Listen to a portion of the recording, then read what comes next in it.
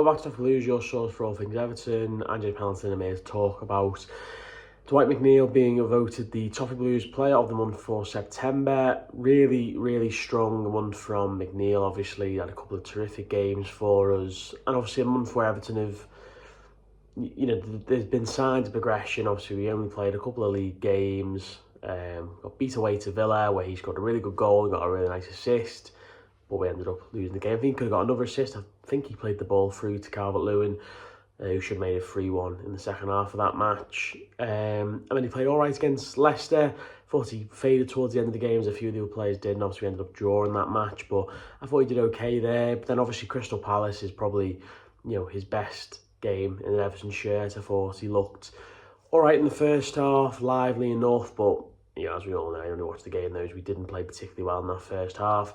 Terrific goal right at the start of the second. Lovely, sort of opens his body up and just sort of curls it, side foots it, passes it almost. It's just a great goal from Dwight McNeil. It's the kind of thing that we come to expect from him. His goal catalogue at Everton is just brilliant to me. I think there are some players who had terrific goal catalogues at Everton. I think the main one I think of is Gylfi Sigurdsson, unfortunately, but he scored, I don't know, probably a dozen really nice goals. And I think McNeil was coming on 6, 7, 8 goals now in terms of real high quality. The one at Villa was nice to say, but this one against Palace was much better. Obviously, it was voted nominated for Premier League Goal of the Month. Don't think it'll win that, hasn't been announced yet, but I imagine another goal involving Everton probably will win that with John Duran. But cracking goal, and then obviously runs, gets the ball, and that kind of set the precedent for me, because he sat there trying to celebrate and enjoy it at the match, and you see the team go for the ball, and it was a really strange thing. I haven't seen that for a long time from an Everton team, mainly because I don't think we could score too many goals when we're getting beat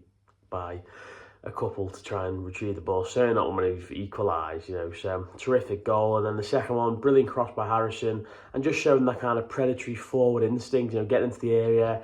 Thinking Kessie actually wins the ball off him, but it kind of sets up nicely for him. It's a great finish through the legs of Dean Henderson. I'm on the if you're looking down at the pitch, the left side of the Gladys, so it's very similar to how the Gay goal went in, just goes for the goalie's legs.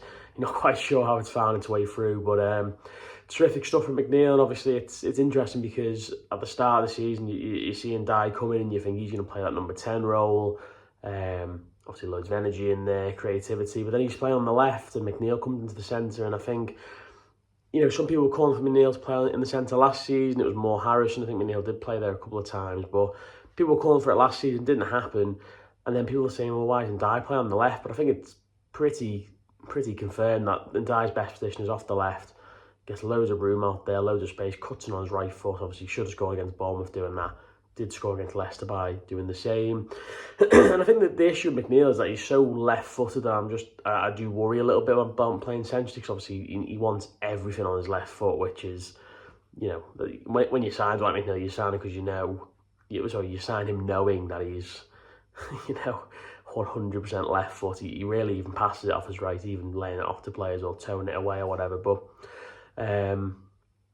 it's proved so far to have done quite well for us. It's the day after the Newcastle game, where he could have got another assist, nice ball through to Calvert-Lewin, and a couple of shots where he didn't quite get his range yesterday. But you see him more and more growing into that position, and obviously there hasn't really been any murmurings about him playing for England or getting a call up. I think you go back 10 years, he probably would have been in this squad or maybe in the November squad. But I think he's way off that yet. He's playing well at the minute, but just hope he keeps going, and maybe that will come. I'm not sure. I don't really think he's spoken about it, but new position for him. He's doing really well. Credit to the manager for that, because I think he's picked him and Dyer in a good spot. Let me know your thoughts on McNeil's performances and this new position that he's playing. Let me know what you think, whether he should be looking at getting into the next England squad, maybe if he keeps going, and just your general thoughts on the recent games. Let me know down below, and we'll see you next time. Next one.